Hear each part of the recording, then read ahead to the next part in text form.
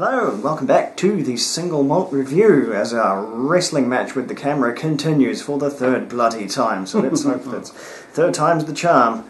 Anyway, charming us this time is another one of Dave's mighty minis. Yes. And from Edradour today. Indeed, we have sampled a few Edradours in our time, only one on the show, sadly, but we also had a number of requests, both from our viewers, thank you, and from ourselves for Edradour Ballechin, which is their peated expression. Edradour, famously one of the smaller Highland distilleries, and since 2003 they've been producing a peated spirit, available in its 10-year-old form since 2014. Yeah. And that's a hell of a lot longer than I thought they'd been doing. I thought the peating was a reasonably new activity, but no, apparently they've been doing it practically as long as I've been legally allowed to drink whiskey. So shows what I know, I guess. So yeah, this is our first brush with anything peated from Edradour, so it will be quite interesting. Also a departure from the usual wood management, as this is a predominantly bourbon matured whiskey. So that will be, if anything, that difference will be as big as the peat in terms of how far this takes us from the sherry matured norm of This is predominantly bourbon with some Oloroso sherry casks in the mix too, whereas with Edradour we're used to sherry all the way and producing, in the case of Edradour Ibisco for instance, quite a distinctly vulcanized, almost rubbery thing. It really typifies the distillery. That's that particular note that comes from the European oak. So take that away, and will the rubber disappear? Will the rubber leave the road? Who knows? We will. So we have just have fun. It's going to be a weird one either way, though. No artificial colouring, no chilled filtration, 46% ABV. Good numbers all around. So lovely colour for nine-colour whiskey there. I think that's probably the sherry shining through there, adding a bit of depth to that. But we will just have to see what the nose tells us. On the nose, it is peat. Front and centre. It's a very inland character. Doesn't have any of the fishy maritimeness of an Isla peat. If anything, it's more like, to me, it's reminding me of coal smoke. I grew up around a lot of miniature railways as a young'un, so fresh coal smoke was a fairly common feature. There's a certain sort of anthracitic quality to it. Ooh, but the underlying whiskey itself is also a refreshingly Highland. It's difficult for me to get at. It says heavily peated, and it means heavily peated. Yeah. It is very peaty whiskey here, and it makes it very tough for me to really sort of get in underneath and grasp these sort of fruity characteristics that would normally typify Edradour. But once I come back around it with water, I may learn more. So let's see, full strength on the palate. Oh, no, I like that already. There we are, That is robust peat.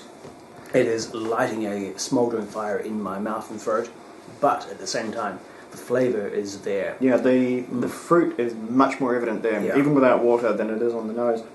There's a nice mouth-watering finish too, in that my mouth is actually watering after I've swallowed.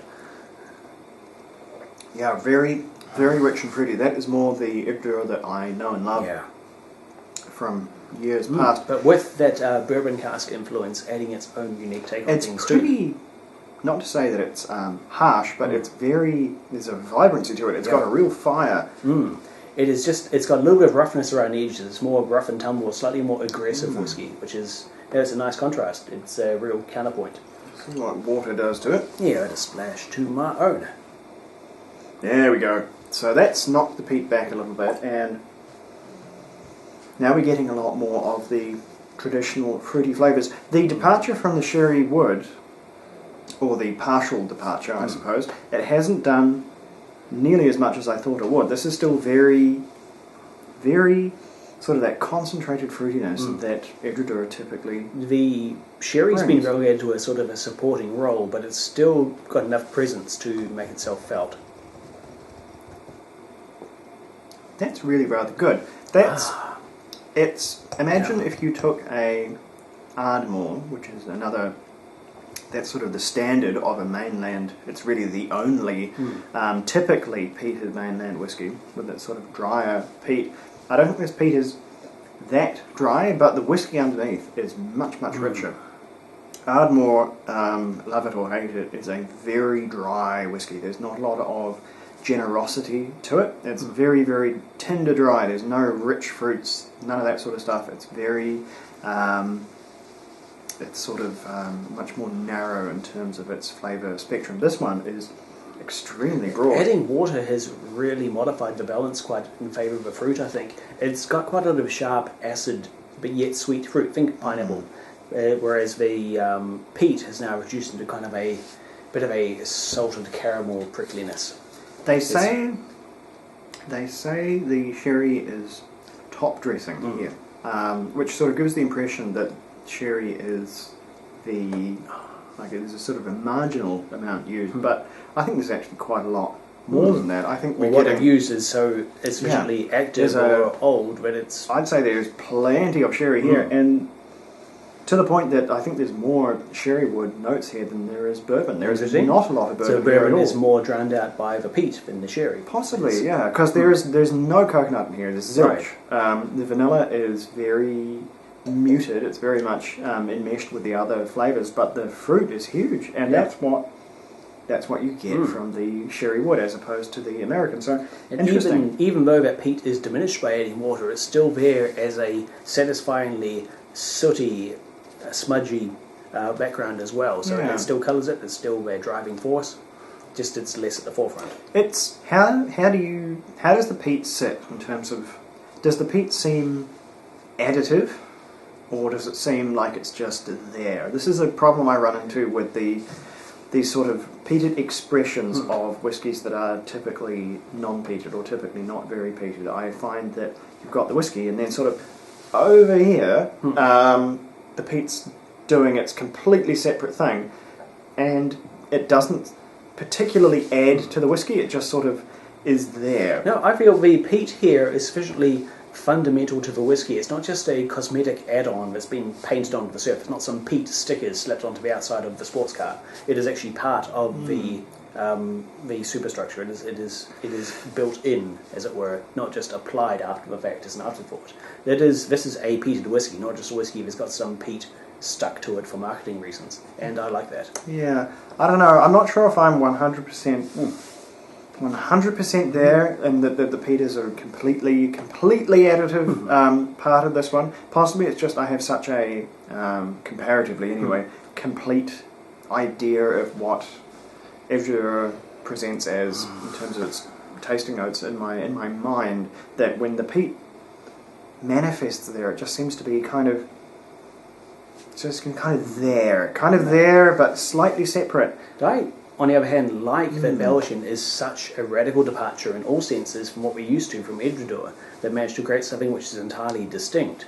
It's still recognisably a Highland whiskey, but it is not just standard Edradour with some peat. They've made something. Then I guess the scores will bear it out how it's treating us. For me, this one is, like I say, it's a very good experience. Yeah. I'm just not sure it's a totally necessary one for Edradour. It's an 86 from me. What do you think? I'll go a little higher. This is an 88 from me. It's a satisfying, rewarding whiskey experience, and it's a good addition to Edradour's core range. Yeah. What I'd like to try sometime, there is a straight from the cask edition of Ballechin, so it's a 10-year-old cask strength whiskey, but it's been matured fully in red wine barrels. Okay, well I think that will be a difference. whiskey experience. Depending on the wine as well, that could turn into something completely different. Yeah, it'll be a proper flavour explosion, I expect. Would it not for the increasing scarcity of Edradour, who would have thought that a tiny distillery would have trouble producing enough for the endlessly booming whiskey market, which we're probably not helping ourselves, but not easy to get these wee bottles of Edradour. Even the full-size ones are only 500ml, indicative maybe of their output. Who knows, but yeah, this one, a very, very interesting departure from the norm. So we will keep our eyes peeled for other things that Edradour has on the go, because I know they do have this and that's different from the normal thing. I think the late great Ibisco is now lost to time. I don't think they make that anymore. Yeah. I haven't seen it for many, many years. But some of that real good old burning rubber, some of that traditional, that's what I'd like to taste. But yeah, thank you to everyone who asked us to try the Ballechin 10. It's been on the the wish list for quite some time. I'm glad we got round to it. And thank you also to our camera for actually cooperating for this, our third take. Thank you, this camera. is our third time. If I had to do this intro a third time, I would have it'd be table flipping territory. Tell you what. Anyway, so good old turning it off and on again wins once again. Tech Ops 101. Slandra, we turn on a single malt review again. We will be right back with something else. Maybe something. Ooh, it might be time. It might be time to go back to Canada and see what we find. Don't hold your hopes up. See you then.